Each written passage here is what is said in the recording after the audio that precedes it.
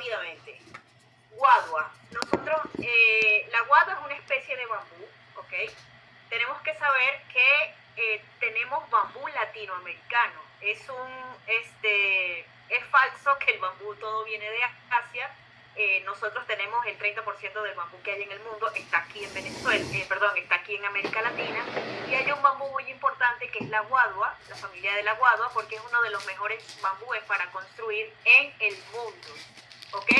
Aquí popularmente se le dice también guajua o guafa, ¿no?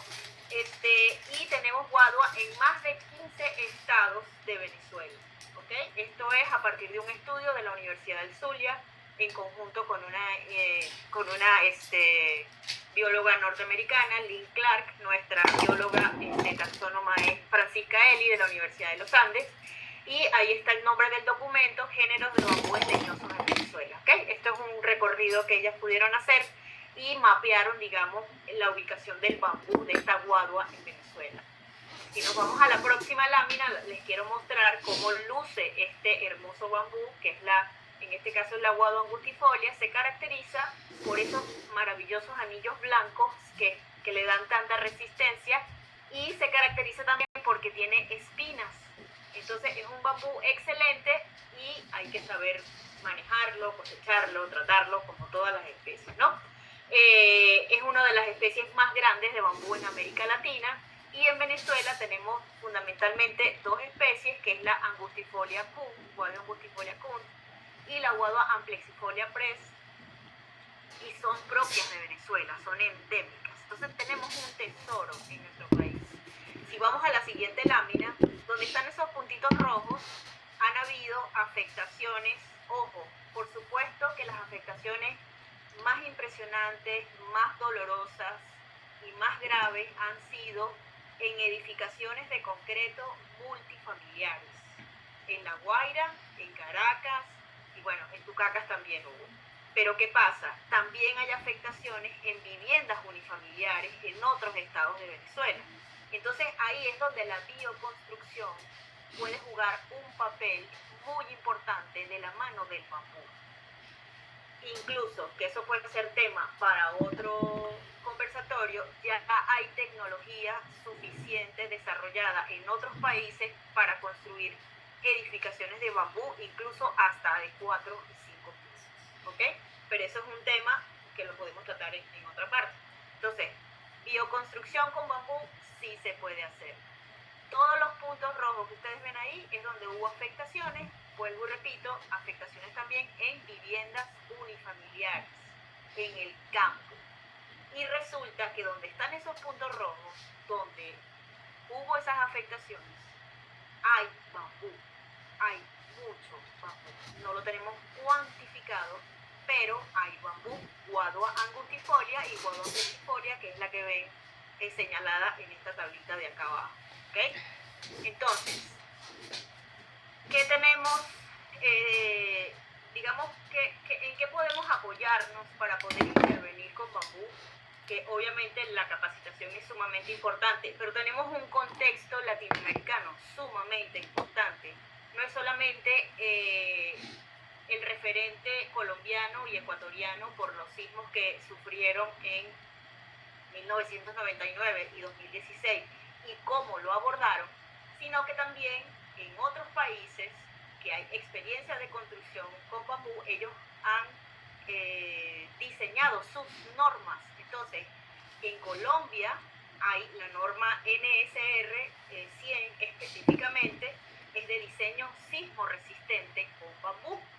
Si nos vamos a Ecuador, es de diseño estructural en bambú, y es la que les cuento que surgió a partir del sismo del 2016 en la provincia de Manabí. Tenemos la norma técnica E100 de emanada del Perú, y también tenemos una norma de construcción con bambú del Brasil. Entonces, fíjense, estamos rodeados de referentes importantísimos de nuestros hermanos latinoamericanos que ya han desarrollado su bambú. Tenemos en qué apoyarnos para construir con bambú esas normas, y eso es sumamente importante. Y yo estoy segura que esta solidaridad que se ha volcado hacia acá en tema de rescate, alimentos, medicina, O sea, yo creo que también pudiera haber una colaboración de esos países con nosotros porque tienen la experiencia, sobre todo en los sismos de Colombia y de Ecuador. ¿Qué tenemos en Venezuela? Okay. ¿Qué tenemos en Venezuela? En la Constitución de la República Bolivariana de Venezuela, obviamente no se habla del bambú, pero en los artículos 110, 127 y 199 hay todo un fundamento, ¿okay?, de protección del ambiente, pero también de trabajar con el medio ambiente, ¿no?, a través de un manejo sostenible. Entonces, por supuesto no me voy a detener en cada uno de ellos porque yo les dije que les traía información precisa. Tenemos una ley de bosques, ¿okay?, que quiero resaltar que en su artículo 52 hay unos lineamientos para el manejo forestal sustentable, y en el punto 9 hace énfasis en que la maximización del beneficio de ese manejo forestal debe ir hacia la colectividad que integre aspectos sociales, ambientales y económicos. ¿Okay? Merce, te puedo hacer una pregunta. Sí. ¿Es factible, y Mónica también, a cualquiera de las dos que me lo pueda responder, el bambú es monte? Vamos a suponer que el bambú es así, es monte, por lo que me estás diciendo es mucho. No, el bambú es endémico, crece al borde de los pero ríos. Con cariño, le estoy diciendo monte con cariño, digo que es muy abundante, quiero pensar que es abundante. Mónica está confiada. Pregunto, ese bambú que tú me estás diciendo que hay en esta zona, ¿está en terreno privado, está en terreno público, está en terreno municipal? O sea, ¿se puede usar? Es una pregunta muy importante. Eso no está mapeado, ¿ok? Lo que está mapeado es la existencia de bambusalas. A mí me ha tocado en estado, por ejemplo, he ubicado bambú, entonces la mayoría está en propiedad privada. Entonces, sí tiene que haber tenemos que dar como ese paso, ¿no?, de toma de conciencia de que es un material que se puede aprovechar, y dentro del Ministerio de Ecosocialismo hay los lineamientos para poder, y por supuesto en la ley de bosque hay todos unos lineamientos para poder, digamos, manejar el bambú de manera sostenible, y puede ser un bien comercializado, ¿ok? Eso es algo que se puede hacer, ¿sí?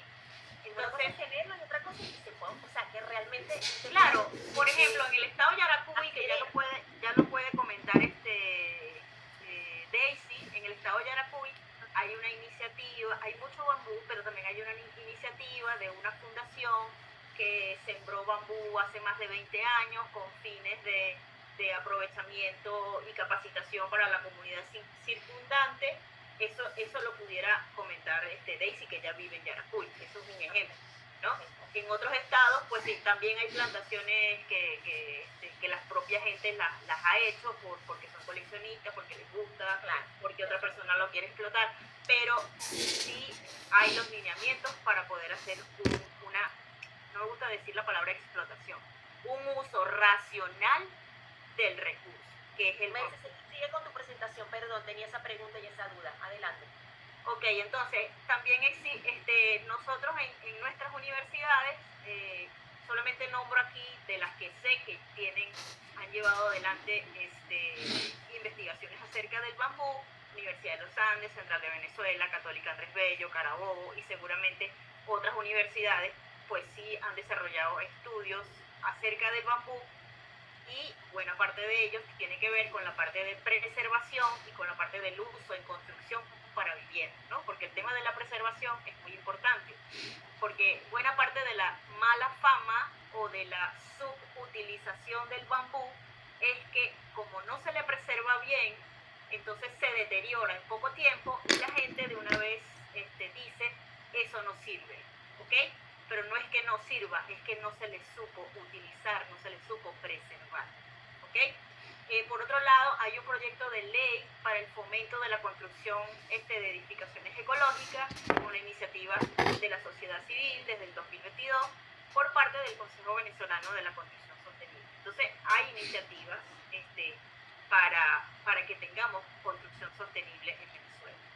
Entonces, acá yo lo que les quiero mostrar rápidamente, apenas es esta lámina porque la idea no es extenderse, en primer lugar, esto es una yurta del Nepal, es una vivienda temporal, ¿ok?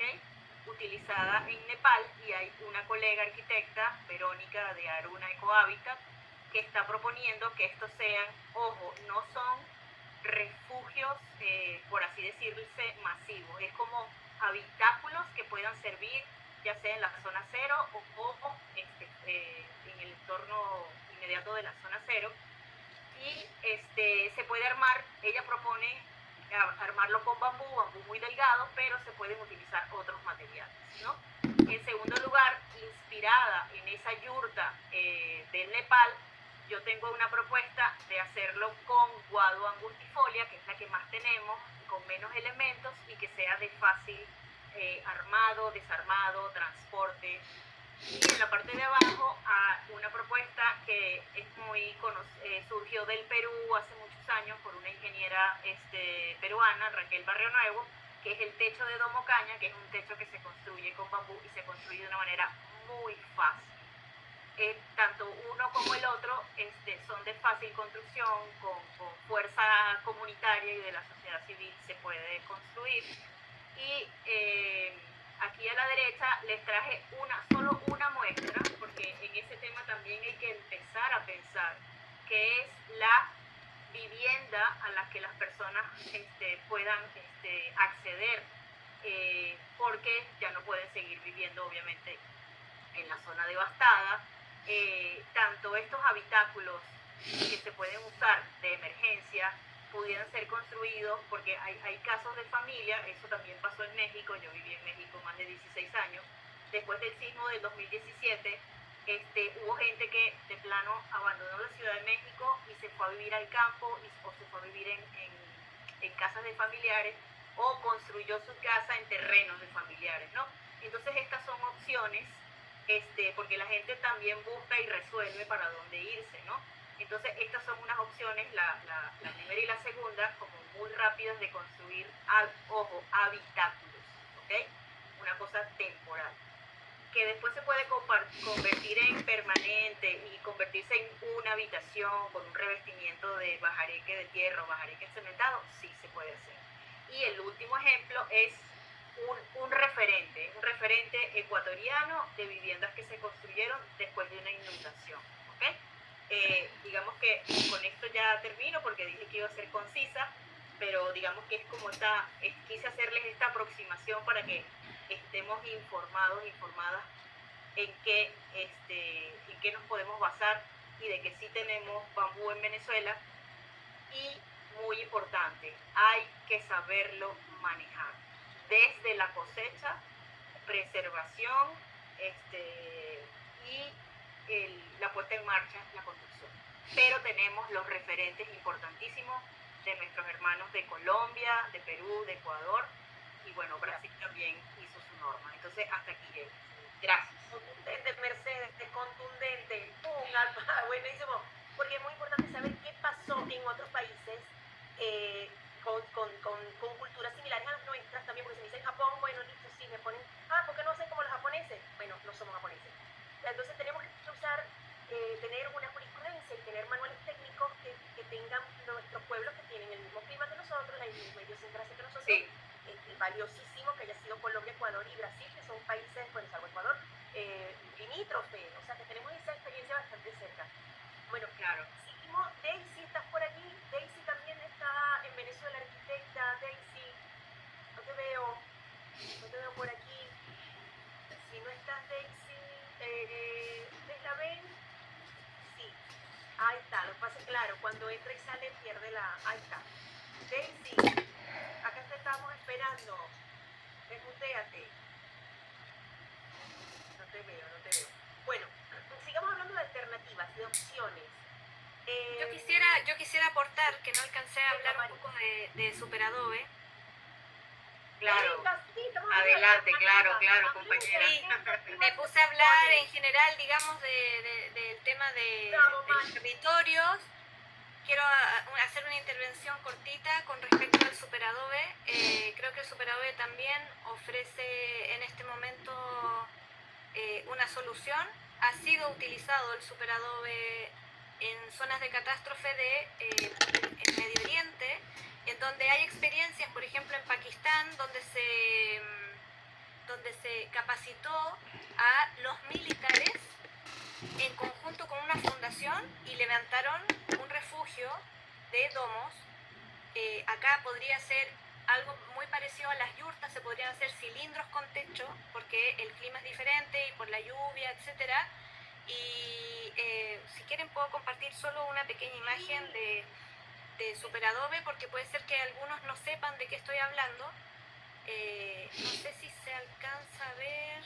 Todavía no. María ¿Ahora? Loreto, están preguntando valores, si el Superadobe es caro. Hay un mito como que es caro y que... Y mucha controversia. No sé, ¿se alcanza a ver la imagen? Sí, se ve Sí. perfecto. Sí. Bueno, elegí esta imagen porque se ve bien en crudo cómo es. El Superadobe es una técnica que fue desarrollada por un arquitecto iraní y que utiliza tierra.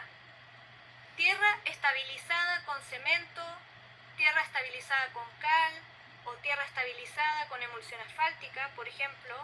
Que se puede estabilizar, incluso hay proyectos, yo sé, en Venezuela con melaza de azúcar. Por lo tanto, lo que importa es... ¿Se puede usar escombros también? Perdón. Se puede usar escombro molido mezclado con tierra. Por lo tanto, hay muchísimo que se puede hacer con Superadobe. En ese sentido, ofrece una opción un poco diferente a la quincha. Que lo que hablaba Mercedes, bueno, efectivamente la quincha Pajareque. el bajareque como le llaman allá, es muy adecuado para zonas sísmicas, se utiliza mucho acá en Chile y con Guada me parece que es, digamos, como la mejor opción que se pueden hacer en Venezuela, pero como opción, por ejemplo, para reutilizar residuos, por ejemplo, con ceniza volcánica, por ejemplo, con escombro molido y mezclado con tierra, se puede llegar a una mezcla de Superadobe que puede significar un material muy económico para construir sin estructuras, es sismorresistente si se hace de la manera correcta. Y esto siempre lo quiero aclarar, que es que se haga de la manera correcta, que el bloque esté bien hecho. Acá, por ejemplo, ven, la bolsa ya fue quemada y el bloque se mantiene, no es una bolsa llena de arena suelta adentro, es un bloque que es suficientemente compacto y que debería alcanzar para los ingenieros unos 300 psi como mínimo, ¿sí?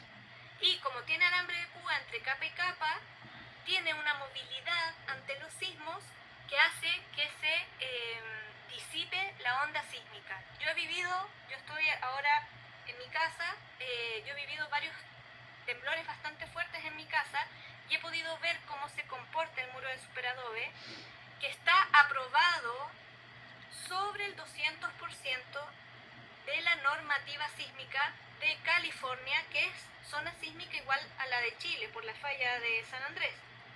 Por lo tanto, se ha testeado el Superadobe. El tema es que esto pasa con todas las técnicas de construcción natural.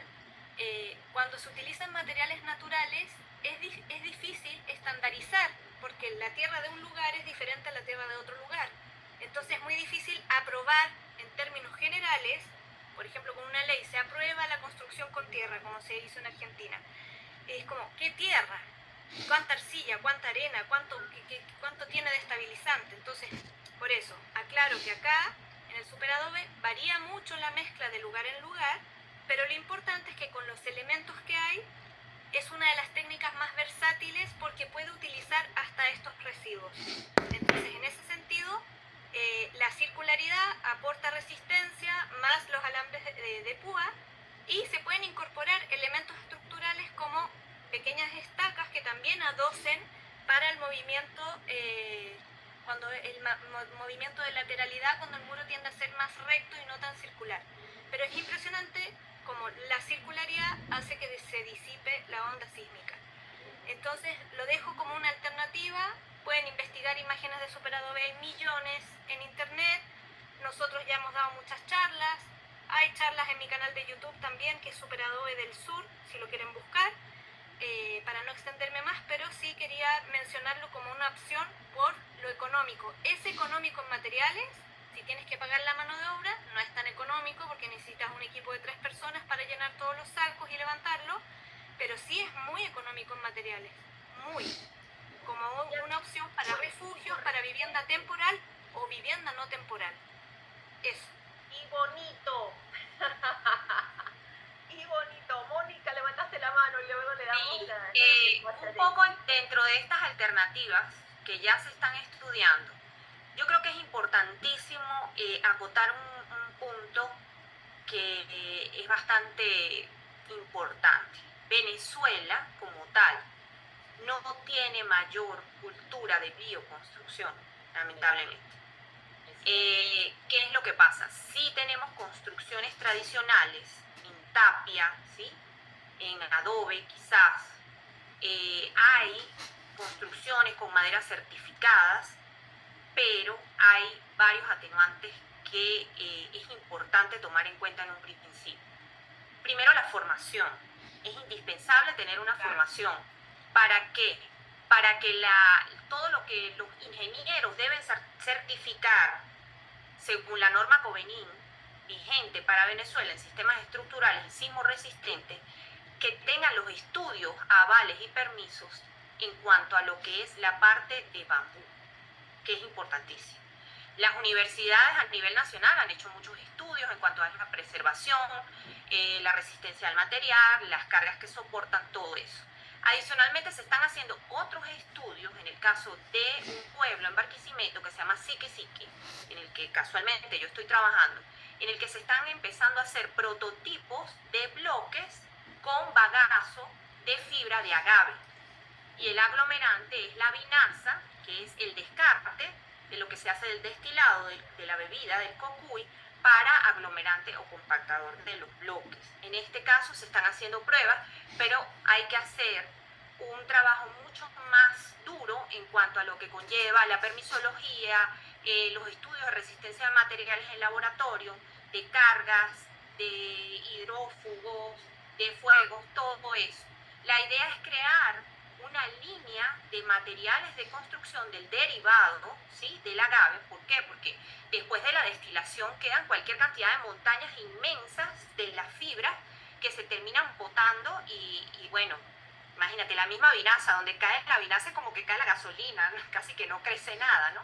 Entonces es una manera de reutilizar todo esto y que a su vez se está haciendo un trabajo de formación con las comunidades para poder llegar a que esto sea viable.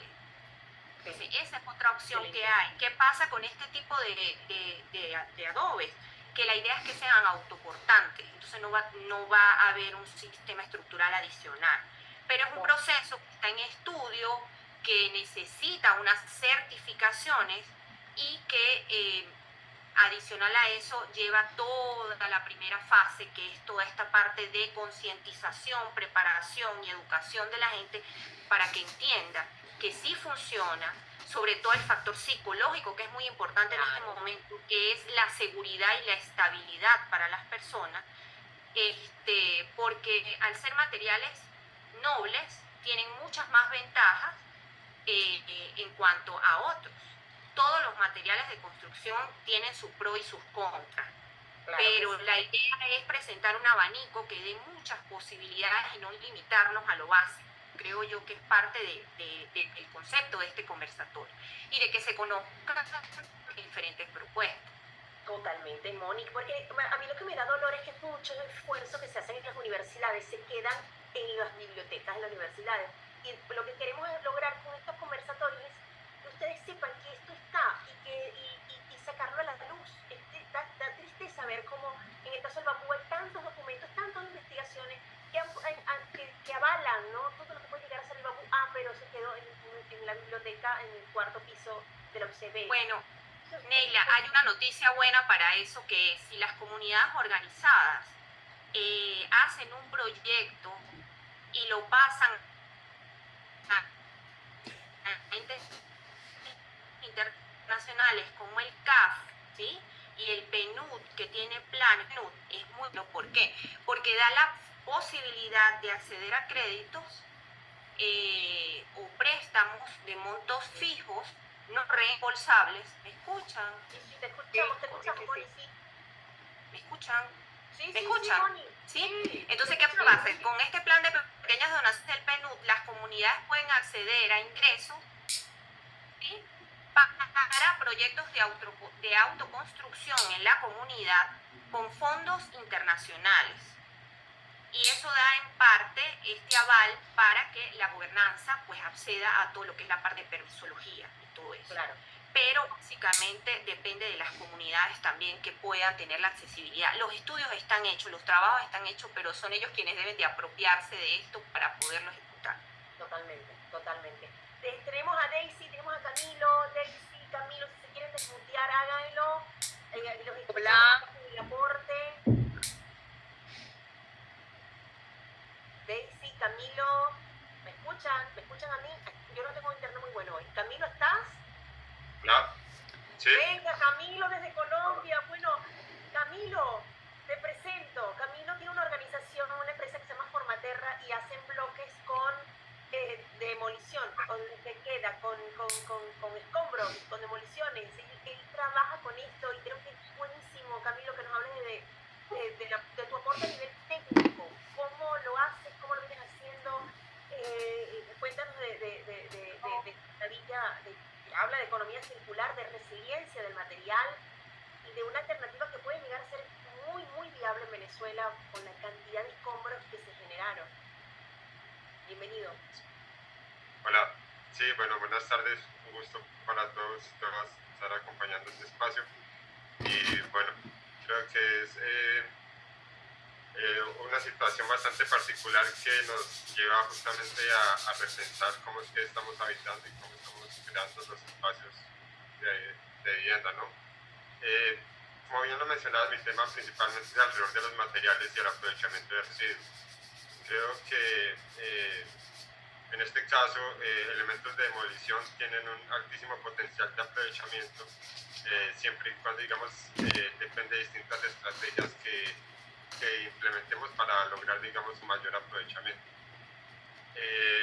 Voy a hablar como dos cositas puntuales respecto, como para conectar varias de las cosas que se han hablado. Por un lado, como mencionaba la compañera de la normatividad sismo resistente, acá en Colombia, justamente del sismo que mencionaban en Armenia en el 99, mucha la edificación que quedó en pie fue toda la edificación patrimonial en tierra y en guadua, ¿cierto? Todo lo que es bareque, adobe, tapia. De hecho, acá en la zona de mayor amenaza sísmica, que se llama Santander, allí es muy fuerte el tema de la tapia, tienen un tema patrimonial muy fuerte con la tapia.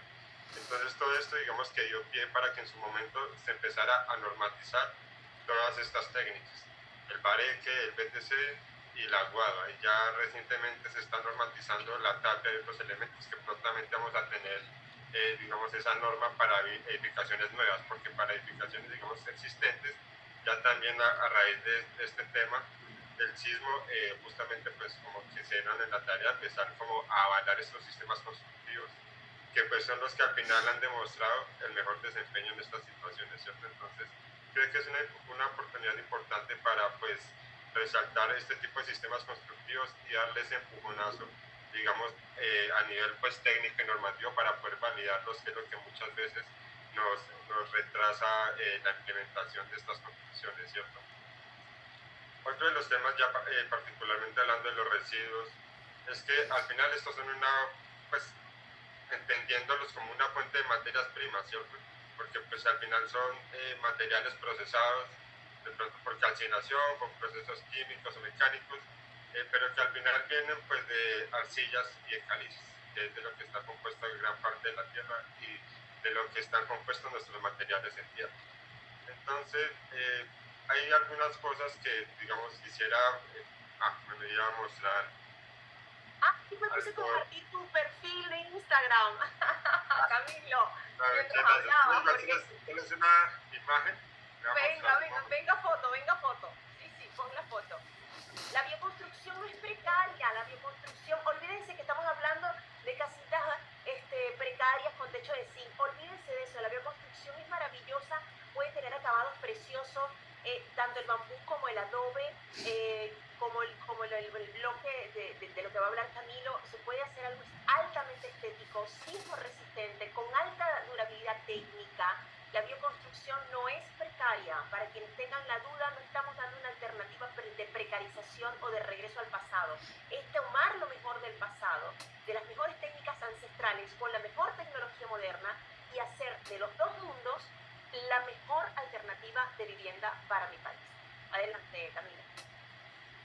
de la CIA. Sí, es justamente eso es lo que tratamos de hacer desde Formaterra, ¿no? O sea, pues digamos recuperar y revitalizar todas estas técnicas pues a través de unas buenas prácticas y pues ya también digamos con un trasfondo técnico y científico pues que nos permitan validar y soportar los materiales. Digamos que respecto a los procesos de transformación, yo los categoricé como en tres procesos: mecánicos, químicos y térmicos. A través de los procesos mecánicos es, digamos, como podríamos obtener materiales como agregados o materiales cementantes. Simplemente es coger los residuos, se pasan por unos procesos de trituración primaria y secundaria, dependiendo del tipo de tamaño que queramos pues, obtener, ¿cierto? Hay unas particularidades en estos materiales, ya sean residuos, por ejemplo, de concreto, cerámicos, ladrillos, este tipo de materiales, a diferencia del agregado natural, si vemos acá en la imagen, digamos, hacia la derecha tenemos el agregado natural, donde pues simplemente está el agregado que está recubierto por una matriz cementante. En el caso de materiales en tierra, pues puede ser una matriz de arcilla o de arcilla estabilizada. En el caso del concreto, un material cementante. Ya con los agregados reciclados, el agregado pues primero va a tener una geometría mucho más irregular, seguramente con fracturas en su interior y con algunos, digamos, rastros de esa pasta cementante de la que venía antes, ¿cierto? Porque usualmente estos materiales pues ya fueron pues pegados, ya sea para hacer concreto o para pegar, digamos, los muros. Y lo que hemos encontrado en las investigaciones es que estos recubrimientos muchas veces pueden tener una baja reactividad que, sabiéndolo aprovechar, me puede beneficiar y aportar a una reactividad puzolánica o a una reactividad cementante dentro del material, si se quiere. Entonces, digamos que esto al final lo que nos muestra es que hay distintos tipos de procesamiento de los materiales que me pueden permitir generar distintas soluciones. Ya en la incorporación de materiales en tierra, como mencionaba, se pueden incorporar ya sea en forma de agregados reciclados o en forma de materiales cementantes. Como material cementante, aquí digamos que ya entra todo lo que son los biomateriales y los geopolímeros, ¿cierto? Que son, digamos, otras formas de generar materiales conglomerados, donde se pueden aprovechar residuos y pues se pueden incorporar en nuevos materiales conglomerados. Digamos que estos son como los procedimientos generales de cómo obtener este tipo de materiales y cómo podrían entrar a articularse a nuevos compuestos. Pues eso era como lo que quería mostrarles un poco del tema de cómo se puede obtener algunos materiales.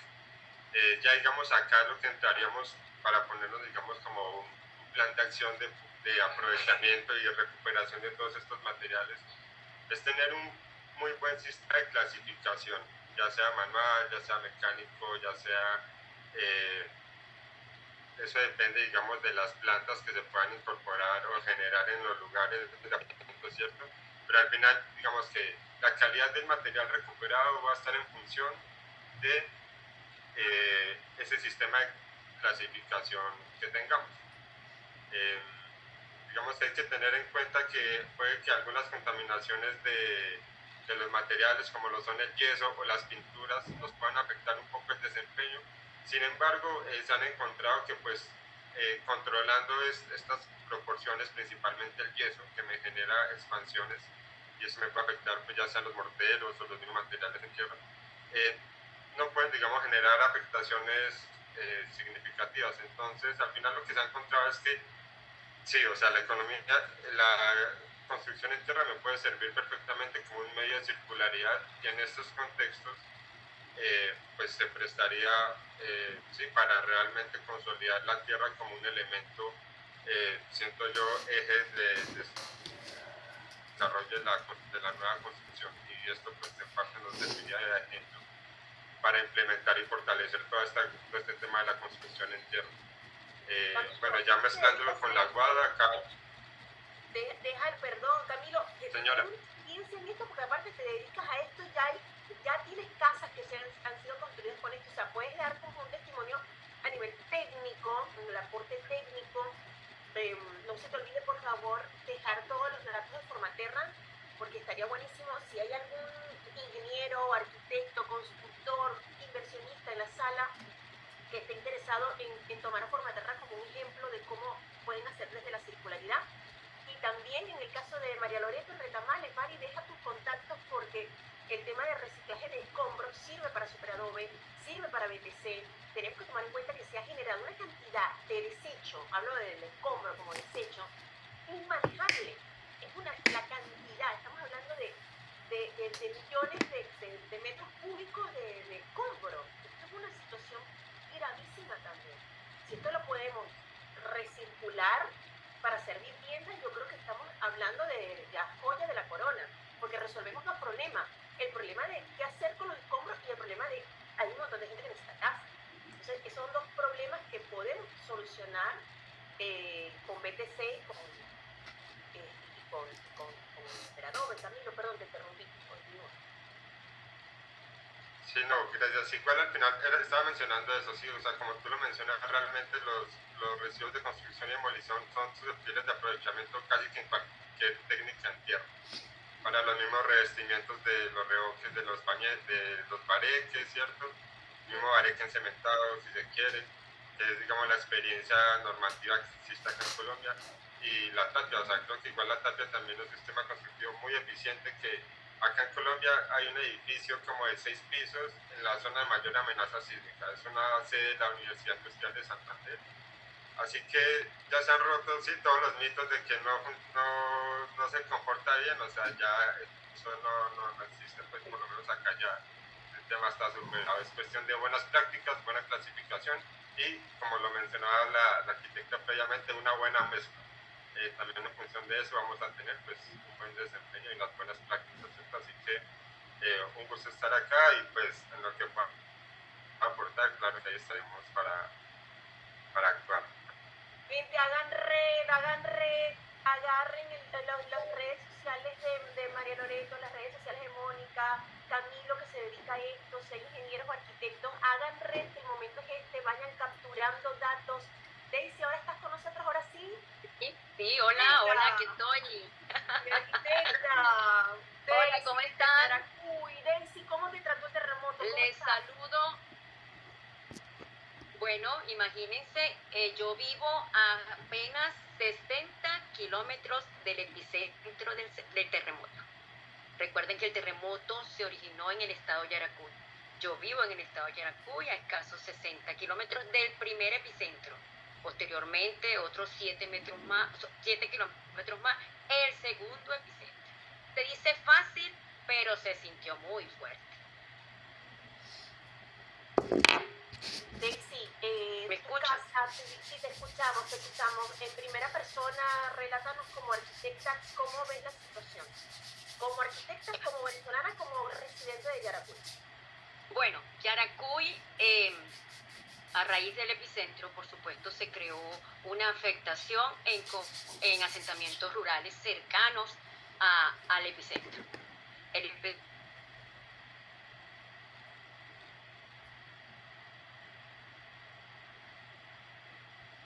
Ay, yo perdí a Daisy. ¿Ustedes la ven? Daisy tiene La problemas comunidad porque no tiene electricidad. Sí, estoy viendo, se congeló la imagen. Sí, yo la dejé de escuchar. Bueno, Daisy, cuando vuelvas, acá te estamos esperando. Mauricio Giraldo, de Colombia, ¿estás por ahí, Mau? No te veo. Hola, ¿cómo estás? Hola, Mauricio. Mauricio está en México, pero es colombiano y, bueno, estuvo con nosotros en el Bambú Fest. Mauricio tiene alta experiencia también en el tema del bambú, pero también bambú mezclado con otras técnicas. Estamos hablando de tapia, yo sé que también manejas el tema de la bioconstrucción a nivel global, ¿no? No solamente el tema del bambú, pero bueno. Mauricio, como arquitecto, como colombiano que también ha sufrido, bueno, Colombia también tiene un historial sísmico. Paso a paso.